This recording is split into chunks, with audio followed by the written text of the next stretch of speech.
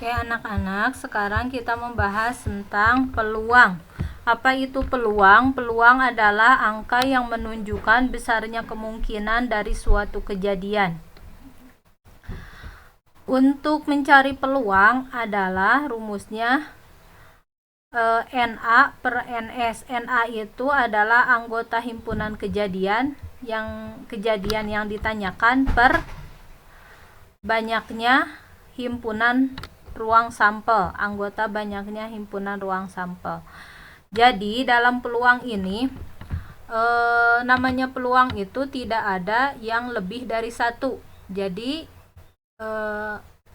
peluang itu adalah semuanya kurang dari satu. Jadi kejadian per banyaknya kemungkinan kejadian itu terjadi. Misalkan jika kita melempar sebuah koin satu kali, peluang munculnya angka berapa? Nah, peluang munculnya angka berapa? Nah, dalam satu koin itu angka itu ada satu, dan ruang sampel dalam satu koin itu ada dua, yaitu angka dan gambar.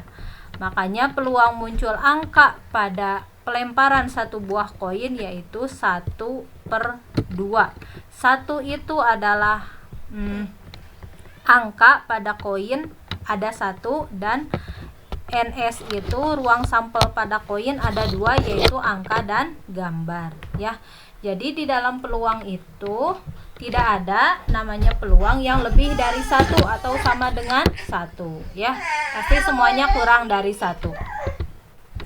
Nah, makanya ibrohnya kalau kita ambil pelajaran dalam kehidupan sehari-hari, kalau orang yang suka mengundi nasib atau bermain judi gitu ya, kan main judi itu main kartu, main dadu gitu ya, mengundi nasib. Nah itu setelah kita belajar peluang ini, ternyata yang seperti itu adalah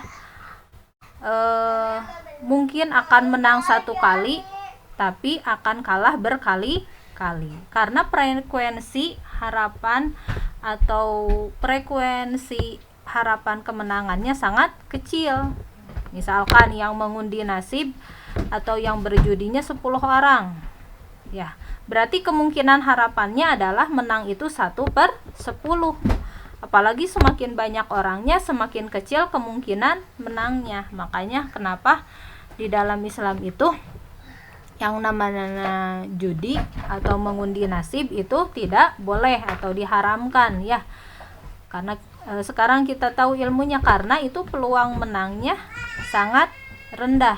Karena itu akan merugikan kita pribadi gitu ya, akan merugikan kita sendiri. Oke, kita belajar peluang ya.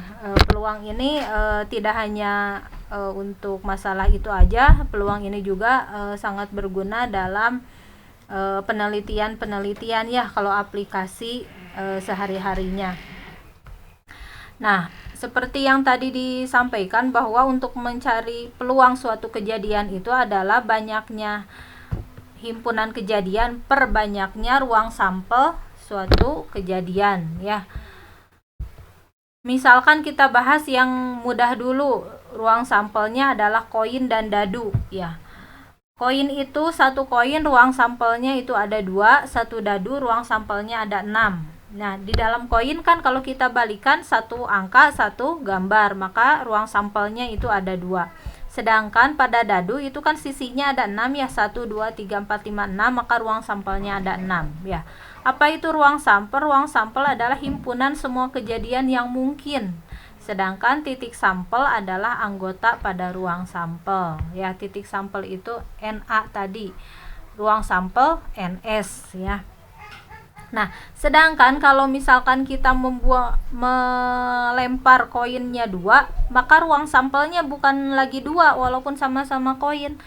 Tapi karena koinnya ada 2, maka tadi koin itu kan sisinya ada 2, jumlah koinnya ada 2, jadi 2/2 4. Jadi ruang sampelnya ada 4. Sedangkan kalau koinnya ada 3, jadi 2/3. Koin itu sisinya ada 2, jumlah koinnya ada 3, maka ruang sampelnya ada 2/3 8. begitu ya. Sedangkan kalau satu dadu itu ruang sampelnya 6, sedangkan 2 dadu berarti 6 pangkat 2 yaitu 36 ya. Nah, contohnya di sini. Sebuah dadu. Oh, ini contoh satunya. Contoh 1, 3 buah mata uang logam dilemparkan bersama-sama. Hitunglah munculnya 2 sisi angka dan 1 sisi gambar. Kalau kita tulis di sini ruang sampelnya tadi karena ada 3 buah uang logam berarti 2 pangkat 3 yaitu ada 8 ruang sampelnya. Sekarang di sini pengennya hitung peluang munculnya 2 sisi angka dan 1 sisi gambar. 2 sisi angka dan 1 sisi gambar.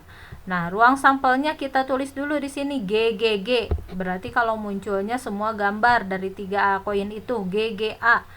Berarti 2 gambar 1 angka. GAG 2 gambar 1 angka. AGG 1 angka 2 gambar. Ini koin ke-1, koin kedua, koin ketiga gitu ya. Koin ke-1, koin kedua, koin ketiga. Koin ke-1 gambar, koin kedua angka, koin ketiga gambar. Begitu dan seterusnya. Ya. Nah, ruang sampelnya ada 8. Tadi pengennya 2 angka 1 gambar. Di sini 2 angkanya ada G AA, AAG dan AGA ya. AGA. Nah, berarti titik sampelnya ada berapa? Ada 3. Maka di sini peluangnya muncul 2 angka 1 gambar itu adalah 3/8 ya. Peluangnya adalah 3/8. Contoh kedua, sebuah dadu dilemparkan, hitunglah munculnya mata dadu bernilai ganjil. Kalau bilangan ganjil pada dadu itu berarti 1, 3, dan 5. Berarti titik sampelnya ada 3. Sedangkan ruang sampel 1 dadu berapa? 6. Ya, berarti peluang kejadiannya apa? 3/6. Kalau diperkecil yaitu 1/2 ya. Nah, sekarang frekuensi relatif. Frekuensi relatif merupakan perbandingan banyaknya kejadian yang diteliti dengan banyaknya percobaan yang dilakukan. Frekuensi relatif rumusnya adalah banyaknya kejadian per banyaknya percobaan dikali 100%. Contohnya misalkan seorang melempar mata uang logam sebanyak 100 kali. Hasil pelemparannya diperoleh 72 kali muncul gambar, 28 kali muncul angka. Tentukan frekuensi relatif kejadian munculnya sisi gambar dan angka. Tadi munculnya sisi gambar itu 72 kali, sedangkan banyaknya percobaan 100 kali. Maka frekuensi relatifnya 72/100 dikali 100. Coret-coret 72 dikali persen, jadi 72%. Ya. Sedangkan frekuensi relatif munculnya angka, tadi munculnya angka itu 28 kali.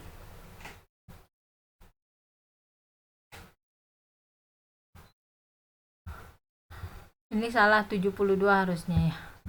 28 kali per percobaannya 100 kali. Berarti 28/100 dikali 100%. Coret 100-nya, 28 dikali 1%. Maka jadi 28% ya. Oke, itu saja tentang peluang. Nanti kita akan bahas lagi pada pembahasan soal pada video selanjutnya. Terima kasih. Assalamualaikum.